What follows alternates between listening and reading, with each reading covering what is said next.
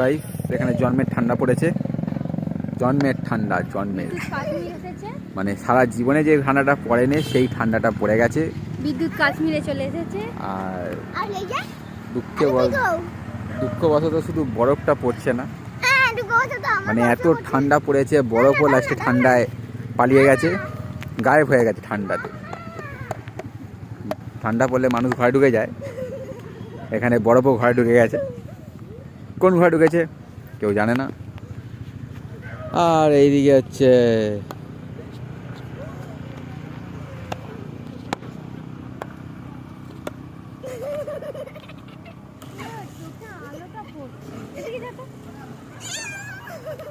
Player বলছে চোখে আলো পড়ে যাচ্ছে।